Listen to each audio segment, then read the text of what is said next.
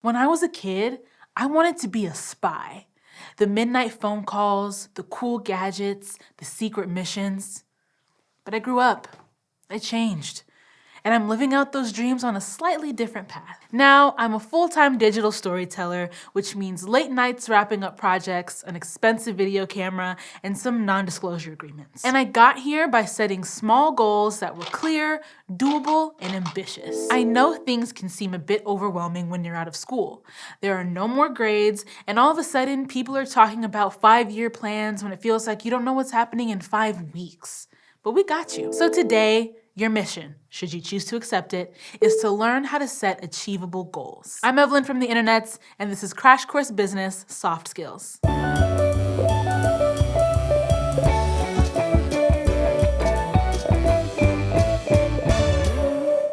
Let's face it, we all have dreams, and we all want to achieve them, no matter if they're big, like I want to write an Oscar-winning screenplay, or small, like I just want to finish this script right now. Looking toward the future is scary and muddled. Every little decision you make seems like it's really high stakes. At some point, your hopes and fears and insecurities might get all mixed together as your brain starts to panic, and all of a sudden you're having a quarter-life crisis in your 20s. Like, am I actually achieving anything in my life? I know I've been there. But you can limit this anxiety by setting some smart goals that break down your big plans into manageable steps. And I don't mean smart like responsible, although it never hurts to budget your travel expenses or think about building a 401k. Your parents would be proud. SMART is another one of those businessy acronyms.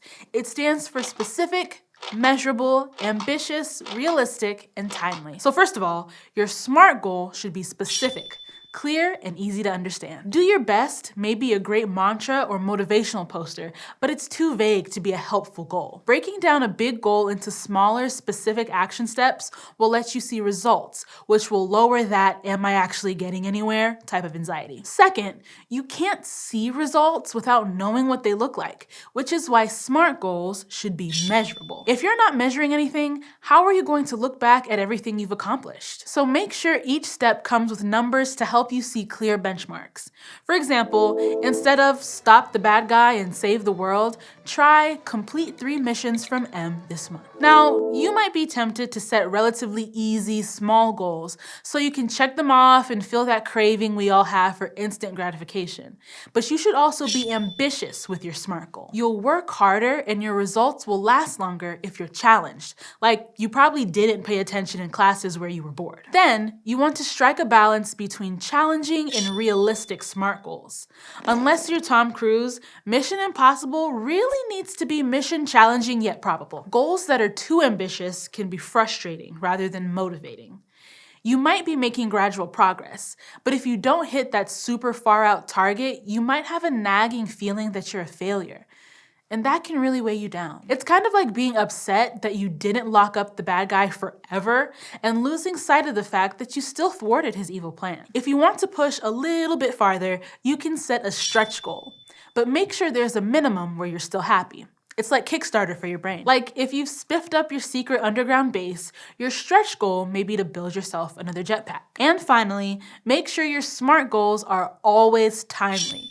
Because without a timeline, you might keep pushing your goal off to someday.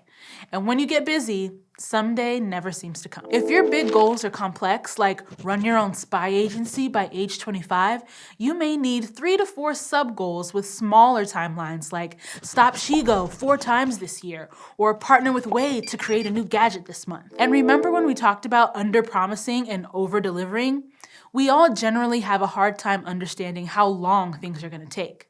So set a few incremental deadlines so you won't be up doing an entire project the night before. But find a balance. Tight deadlines can be motivating, but also really stressful. If you've got 24 hours to stop a supervillain, you'll work fast, but your blood pressure may be through the roof. Now, if you're trying to process all these tips and still aren't entirely sure what you're aiming for in the first place, make your SMART goal a learning goal. Learning goals, like setting up an informational interview per week, help you figure out what you need to do and what goals you should set as benchmarks along that path. But even if you put a lot of work into crafting some awesome, motivating SMART goals, life can just happen. Things change.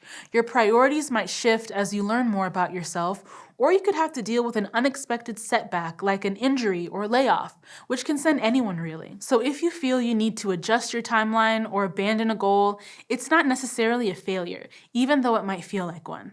It's gonna be okay. There's only so much time in a day, and goal quality matters more than goal quantity. So you've got to think about what's most important to you. If you're trying to save the world and also study for that math test, you may need to put a 4.0 GPA on the back burner. But there's a difference between adjusting priorities and giving up with a what the heck just because something got hard. Balancing ambitious and realistic goals can be tough, so be flexible with yourself. If you're trying to save money, maybe say, I'm gonna cook for myself this whole month, except for brunch on Sundays with my girls. And if you think you might struggle, set yourself a fail-safe. It's like a gentle consequence that pressures you to stay on track.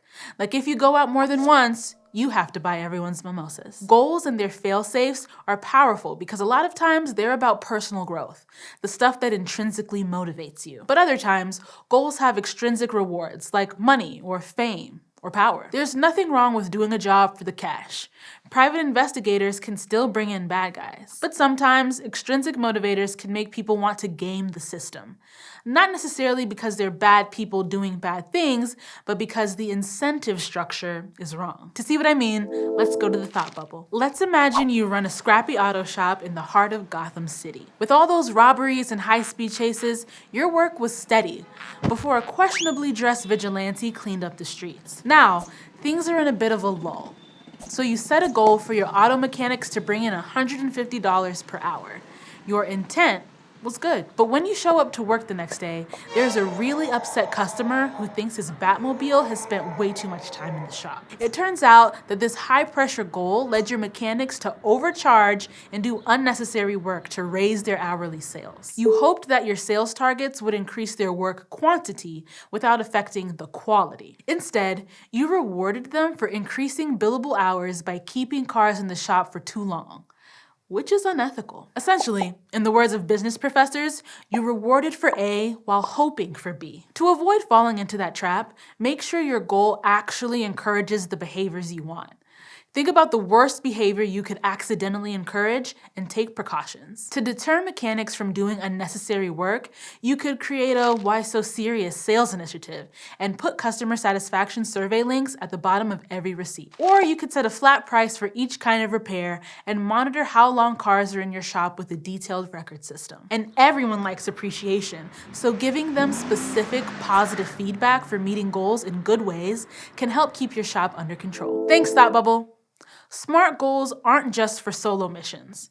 If you're a team of unstoppable super spies, goals get everyone on the same page. But setting personal, individual project goals for other people could lead to mission breakdown. People have different priorities. Your demolitions expert probably cares about different things than your data guy. And no one likes directives from an out-of-touch bureaucrat. Or you may underestimate what your teammates are capable of and set a goal that's not ambitious enough. After all, many people put more pressure on themselves than anyone else does. Or you could target the wrong incentives, and a pay bonus for the most missions completed in a month could lead to team competition instead of cooperation. So, bringing everyone together to agree on one overarching team goal and set some individual goals will be motivating, and it'll keep people from working against each other, like Mr. and Mrs. Smith. Even if your goals line up, no team is perfect, but clear communication, progress reports, and feedback will help your mission run smoothly. And after all this goal talk, if you still don't exactly feel like you know what you're doing or know how to reach your dreams, welcome to adulthood. Kidding, sort of. I've said it before and I'll say it again. No one knows everything. No one is perfect, and everyone's gotta start somewhere. So if you or your team miss it by that much, it's okay. The best thing to do is learn from your mistakes and keep moving forward to go after those goals. So if you remember nothing else from today, number 1, reduce goal anxiety by setting a SMART goal that's both ambitious and realistic. Number 2, prioritize your goals. As long as you're not just giving up, having to table a goal isn't a failure. It's being smart about your time. Number 3, avoid mission breakdown.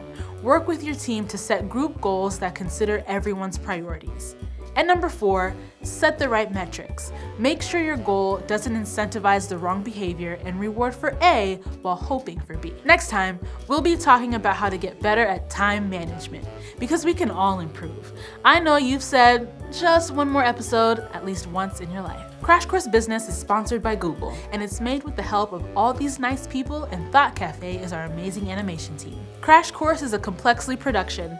If you want to keep imagining the world complexly with us, you can check out some of our other channels like Healthcare Triage, where host Dr. Erin Carroll explains healthcare policy, medical research, and answers a lot of other questions you may have about medicine, health, and healthcare. Also, if you'd like to keep Crash Course free for everybody, forever, you can support the series at Patreon, a crowdfunding platform that allows you to support the content you love. Thank you to all of our patrons for making Crash Course possible with their continued support.